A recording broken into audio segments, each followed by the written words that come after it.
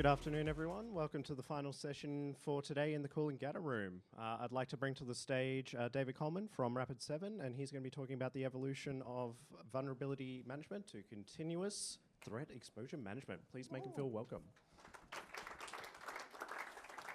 Thank you. Nice to be here. Now, those people sitting over there, I am not intentionally ignoring you, but my notes are here. And I'm a pacer, so I will be here, more here, so it's nothing against you. Thank you all for your attendance. Quick show of hands, though. Who was in the previous session that Peter just ran next door? Because there's obviously going to be a continuation of a theme here, which is overly needed for our industry. So, it's working.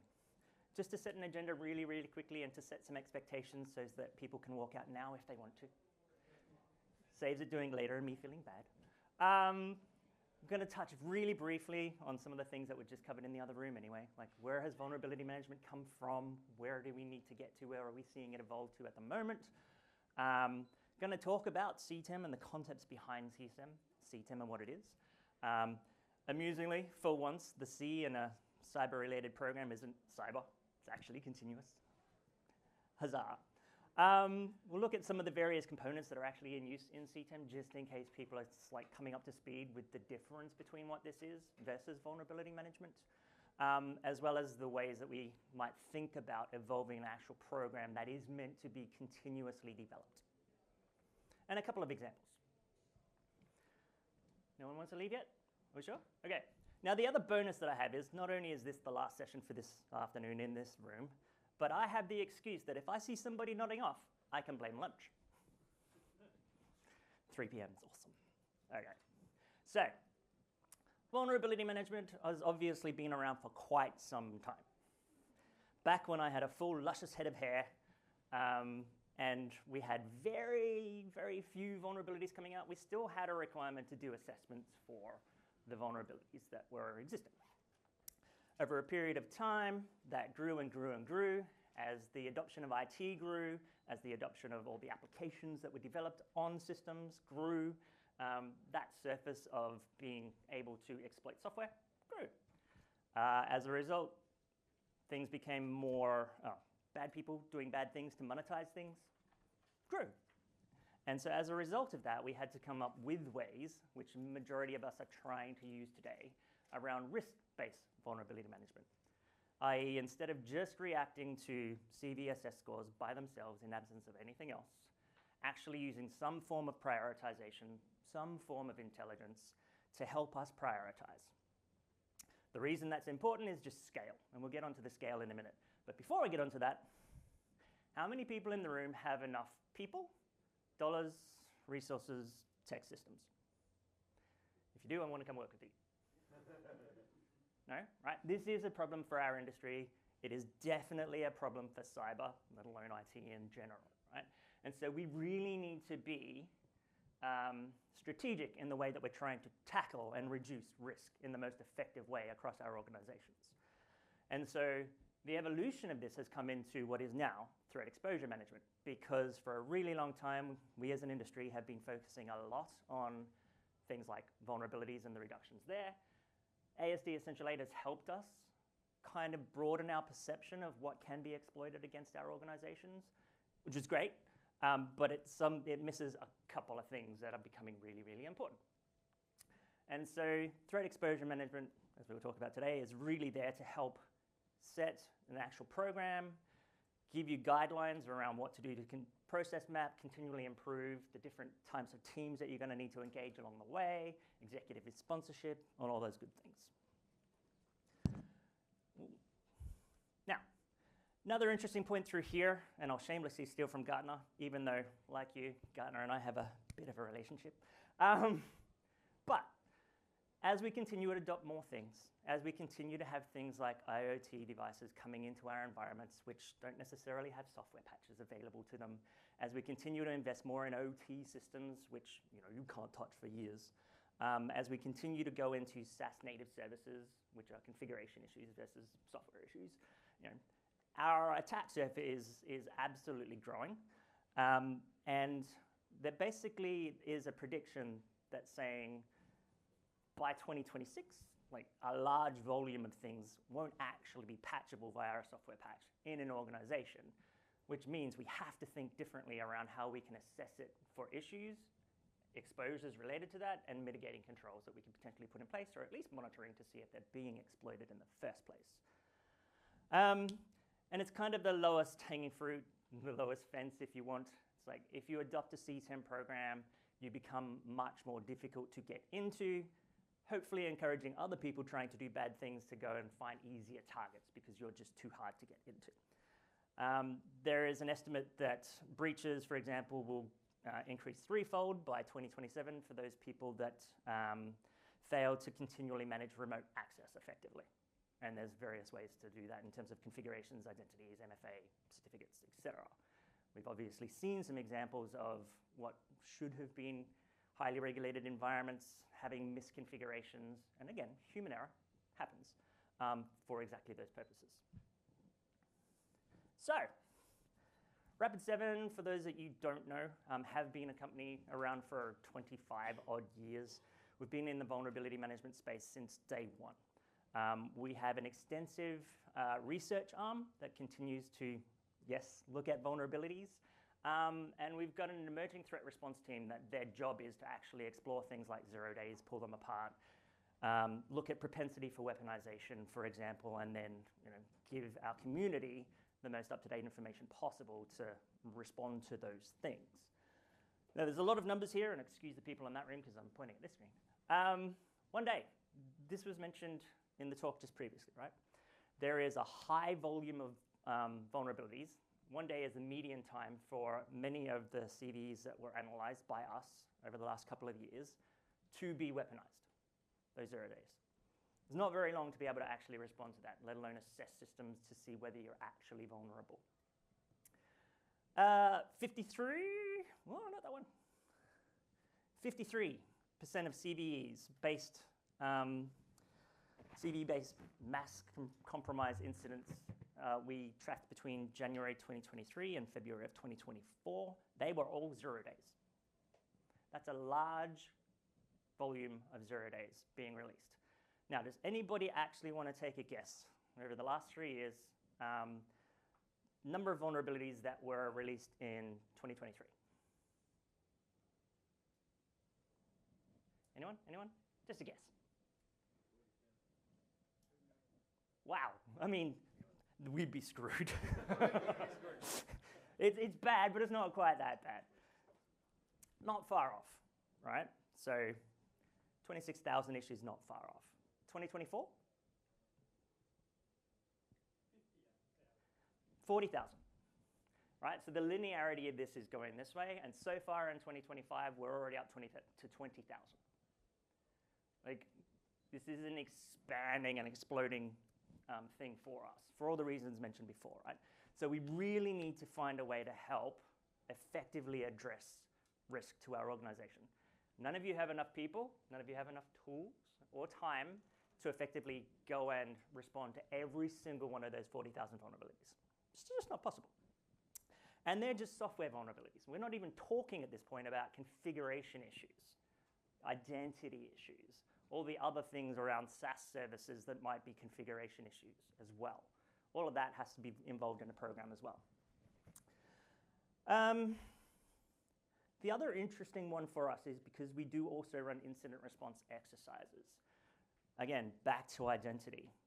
41% of the incidents that we investigated as part of our incident response exercises was actually the initial access from misconfigured or lax MFA.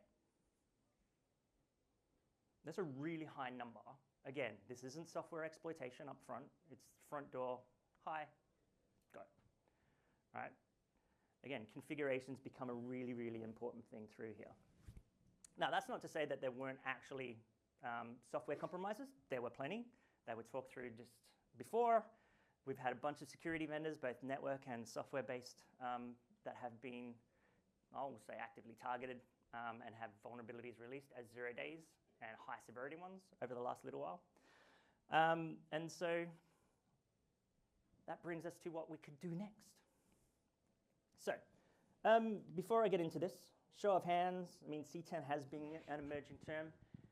Who's actually heard of it and has a rudimentary understanding of what it is? Couple hands, cool. That's actually, apologies for those that were from Sydney. We did a talk in Sydney recently and like one hand in a room of 50 went up. Right? So this is something that is emerging as a knowledge piece in our industry. It is not a revolution. It is an evolution of what vulnerability management is, though, right? It's not something that's like, oh my God, it's nirvana. It's like many of the same concepts that many of you know as security practitioners in a standard vulnerability risk management program will still apply. All right. At its core, the fundamental objective of CTEM is to lower the probability that a weakness will be leveraged. Not software weakness, but just a weakness, right? Can be configuration, can be something else. So, the important distinction here, similar to a vulnerability and risk management program, is it is actually designed to be a program. We still see, unfortunately, a lot of people when they're even just doing vulnerability assessments, it's not approached programmatically. It's like point in time, it hasn't had processes defined, they don't have defined SLAs back with the business, back-to-back OLAs with the actual resolving groups, let alone a really efficient way to report the metrics back up to the exco so they actually understand what's going on. And so that programmatic view really sets the tone for what we need to happen. And that programmatic view being continuous means it needs to be continuously iterated, right? There is no set and forget for this thing. There is go through the process, see where there are opportunities for improvement, go through the process again, so on, so forth. Now, a big part of what makes this up is obviously exposure management and underpinning that, attack surface management. Now, I continue to see misunderstanding between attack surface management and external attack surface management in our industry. Because many of us security vendors are really great at throwing out terms and misrepresenting things slightly. So external attack surface management, i.e. your outside-in perimeter and what can be exploited, the vulnerabilities that might exist, etc. Absolutely part of overall attack surface management, right? But attack surface management really is looking at a whole bunch of different metrics across your organization, utilizing existing tools that you may or may not have to really identify those exposures that might exist. One of the key things that exists there is the emerging field of CASM, cyber asset attack surface management. And so this is really geared towards using a lot of the infrastructure and tooling that you have in your organization today and actually pulling that together, doing data modeling across it, and surfacing interesting information for you to go and respond to, you or your teams. And so good things are in there around configuration management. It was mentioned in the room next door. It's like CIS benchmarks, benchmark drifts. It's like, what should we be doing around that kind of stuff? Or even more basic things, which I sat down with a customer the other day. We ran through a CASM solutioning approach with them. Had a guy next to me sitting on keyboard. It's like, cool, EDR, you're comfortable, you've got EDR everywhere. It's like, yep. It's like, yeah. Pull the EDR logs in. It's like, those 17 boxes don't. The head swivel really quick. It's like, what? It's like, they don't. They logged onto the box. Sure enough, no EDR. It's like, okay, cool. These things happen. I saw a grumble. It's like, are you comfortable outside of those 17 that the EDR is on and enforcing everywhere else? Yeah, super comfortable. It's like, cool. Those 36 boxes aren't. It's like, what? Again, change control, human doing rollback, non-automated approaches, non-process definitions. Like, oh yeah, we'll get to it. Like, these things continue to happen. And those are meant to be mitigating controls against things like vulnerability exploitation, right? So if we don't have that visibility across those different toolings to then create the, hey, what's my risk posture actually look like? Then it becomes really challenging. So CASM's a key part of what that will provide to an organization, that visibility. Everyone in here should know vulnerability management, I would hope. And then, sorry, the explosion of cloud services and everyone doing digitization. I'm not migrating services to the cloud, etc., or even SaaS services. So we've had to come up with new and novel ways to assess things in cloud environments that are not traditional long-lived compute, i.e. containerized services, serverless functions, etc., to make sure they're configured and assessed properly. Software and Kubernetes functions are actually assessed for vulnerabilities. Runtime applications are actually assessed for risk. And then application security testing comes in very many different forms. Static application security testing, dynamic application security testing, IAST, the list goes on. Again, ways to surface issues within various systems and services that you have. Whether that's a web application, or in the case of Optus, which I shouldn't bag, APIs. Still. And then the last one that's in there, which is kind of interesting, is like the digital risk protection side, because your brand, your customers, etc., are still part of your digital risk profile. It is still risk to your organization. And so if people are impersonating you, if they're impersonating your domain, whether that is to solicit your staff to give them phishing credentials through emulated websites, whether it is what happened to our superannuation industry recently, where they had a bunch of impersonations for many super funds, right? Here's the front page, give us your MFA credentials, away we go. Let alone the brute force attacking they were doing on the back of them. But actually looking for, both across the clear web as well as the scary deep and dark web, mentions or information about your organization that might pose a risk. This part's often overlooked as well. So, Gartner basically categorizes CTEM into 3 distinct pillars. Pillar number 1, understand your attack surface.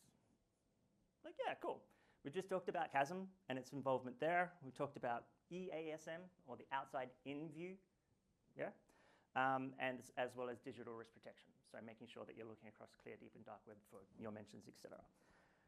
Now, the good thing around that is it goes hand in hand with other things for prioritization. And so this is where we get to things like threat-informed information. So do I care if a vulnerability is not exploitable, as per conversation in the last room? Not as much as something that is, and that could be a CVSS 10 versus the conversation we have quite often, which is, I've got a 5 and a 5, you can chain them together, and it's weaponized, and a script kiddie can run it. I care a lot about that. So understanding from that in terms of threat informed, I understand that, hey, I'm in a healthcare vertical, and I won't, just Lockbit's not targeting them, but I'll use them because they were in the news recently. It's like Lockbit, health vertical, active campaigns against Australian entities. Right, I care about understanding what vulnerabilities they're actually doing in their standardized campaigns, because they don't tend to shift tactics that quickly. So if I know what those things are, and I've got that threat intelligence to feed into my organization to go, do I have any of these things? Yes, I do. Great, fix it, like now. Then it's useful, versus just responding to everything. Again, no one has enough time, money, resources. Classification comes into this in a really big way, and this is not new to a vulnerability management program at all. Like, we've been trying to classify the assets in order to help prioritize what we should respond to first for a long time. But the classification for this kind of broadens out outside of that server over there. That's my crown jewels. It's the critical assets. Like, great, what are the other assets and functions in my organization that attach to that thing, like a root admin account on Xbox? This should actually be classified as something that can be misconfigured and exploited. But we're still not kind of doing that function. The classification's still kind of at a system level for a lot of organizations. And so on and so forth. Where are we going? It's gone quick. Now, very, very, very similar to the existing process that many of you follow today, right? You look at the circle that Gartner previously had for vulnerability management, and it was 5 different categorizations, and it is very, very, very similar. What's the scope of what I want to assess in my organization? And because this is an iterative process, and because many of us in Australia still aren't assessing, even for vulnerabilities, across our entire environment today, it's like, great, step number 1 for you may well be broaden the scope out to at least network and asset discovery and assessment for anything with an IP address on your network, just as step number 1. right? Then you might broaden out to cloud, you might broaden out to application security testing, et cetera, through that iterative cycle. But defining the scope, super important. Do you just care about inside? Do you care about outside in as well? Like scope. What are you looking for? The discovery side for us is obviously around what are we looking for as a result of, great, I want to assess everything outside in and my immediate environment. Then it's the, hey, now as part of my program, I'm interested in going beyond just vulnerabilities to configurations too. Or maybe it's just to vulnerabilities, but deciding what the discovery scope is becomes really important as part of this iterative process. The reason this becomes important is, as you're going back to your Xcode to say, this is an ongoing evolution, this gives you the framework in terms of how to communicate back to them because it's never going to be static, right? So this discovery portion is going to continue out as well. And the reason that becomes important is because you're probably going to ask over a period of time for more investment in tooling to do more assessments, people to help with the assessments, outsourcing functions, etc. Now, the prioritization and the validation stages, fairly straightforward. We've just talked about them a little bit already in terms of using different things to help you further contextualize and prioritize what needs to happen in your environment. The validation part is quite interesting. If we talk about EASM, for example, it can give you a theoretical, or sometimes like, yeah, I've been able to connect to a port and tell you header information, but without actually doing an assessment on it through a real live test, you might have the EDR that's not accidentally disabled, preventing the connection from being exploited in the first place. If it exists, you don't care as much. And so again, this validation part in terms of making sure those functions are occurring as part of the evaluation cycle can help redirect the effort to things that are more important. And then mobilization is really who am I engaging inside my organization, in my service providers, SaaS service offerings, etc., to actually resolve the identified issues in either a automated fashion, if possible, because you're probably going to want it. No one has enough people, resources, money. Or at least with defined SLAs or OLAs in order to get those resolutions done. And again, those resolutions are likely to broaden beyond just public-facing, exploitable asset. It needs to broaden out to things like misconfigurations, which can be simple or they can be quite tricky to resolve. So, like anything else, there's probably going to be a maturity curve in here and different things you're going to want to do in there. Like the initial and developing are really what you would call the nascent things. The many things that we continue to see and we've just talked about. It's like I might do ad hoc scanning maybe once a quarter. Heaven forbid it's once a year. Probably no formalized SLAs or OLAs, no executive buy-in. It's just like, we know we have to do it, but whatever. And probably no back-to-back agreements with resolving groups. That's probably where the IT people really hate you because you're just giving them work without context, right? It's like, patch this stuff. Through to, yeah, okay, fine. I'm starting to put in a tool. I'm starting to actually develop more regular cadence. I'm probably still not prioritizing though. So I'm actually ended up giving more work to the IT team who love you. And to be frank, I used to work in IT, like prior to being on the dark side, I was actually in IT ops. And I used to love getting the report from the security people, not. It was more awkward because it was me. Give yourself work. So at that point, at least we're starting to be more proactive around what we're assessing, but it's probably still just vulnerabilities coming from a tool, ideally. As we start to get further and further along, ideally, as we get through there, we're actually in level 3, at least getting a framework together with executive sponsors to say, hey, we want to actually start looking at this more holistically. We want to actually start getting defined SLAs into different organizations for different metrics around misconfigurations, as an example. Again, those things that we talked about. Ideally, as you move forward and you gain confidence from the business, moving more into automated functions for resolutions will get you further up the stack.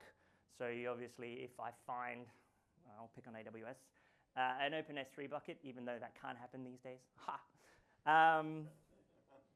You know, if it's an open S3 bucket and it has tagged PII data in it, and it doesn't have X, Y, or Z other tags, like, great, just roll it back automatically. Like, you shouldn't have to wait for somebody to do that because you've defined the process and the parameters.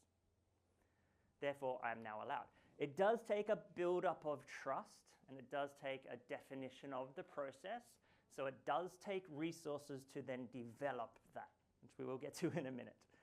The ultimate goal here is to both assess as much as possible in an automated fashion as possible against defined metrics, KPIs, configuration standards, and then when drift occurs, because it will, because humans, remediate that as much as possible in an automated fashion as possible, thus reducing as much risk in a minimal time as possible. Now, what we often get is, that's all awesome. Where do we start? Because there is actually a lot to do. If you think about the complexity of any IT environment these days, like, yeah, actually there's a lot. So, I mentioned a couple just before, and it was not just limited to that one customer, right? I've had a stack of customers so far where we go in and it's like, is your EDR on everywhere? Yes. No, it's not. It's like, what? And people are genuinely surprised. So there is really low-hanging fruit in here for some real basic things that can potentially get you some real tangible results really, really quickly. Yeah, income too. That one. Now, what I would go back to is where we're seeing this and where we're advising a lot of our customers is based on, again, those incident response exercises that we're continuing to go through. It's like, yes, MFA continues to be a big, big thing. It's like, start there. Make sure it's on for all of those profiles. Make sure it's, at least for your admins, ideally internal as well, just enabled, enforced, geo-locked. And yes, vulnerabilities, like bread and butter of good hygiene, right? That's not going away anytime soon. But the prioritization part can be used in anger here, especially in classification and context with, hey, I understand all my boxes now have EDR on and enforced, and that EDR is probably going to mitigate that vulnerability, so great, I don't care as much now about that. It can help you do the prioritization process there. And social engineering training. Okay, we've talked about that, so I'm going to skip it. Can you just play that? It's meant to go. Did it work? Aha! Oh, it didn't. Cool, cool. So, no sound. As much as it's an awesome track. And I wish this was mine, but it's not. I shamelessly stole it. So, looking at process mapping, just as an example, right? Standard process of identity. Create user, offboard user, right?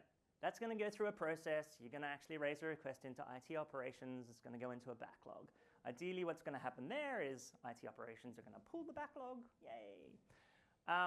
And we're either going to establish it with MFA or not MFA. Hopefully MFA. And then each of the identity systems that you want to interface into are going to be established for the other systems, whether you're using Active Directory or some other directory structure. Now, the reason that's obviously there is when you're mapping out processes, this is an example of what might break. So identities without MFA, you're going to define.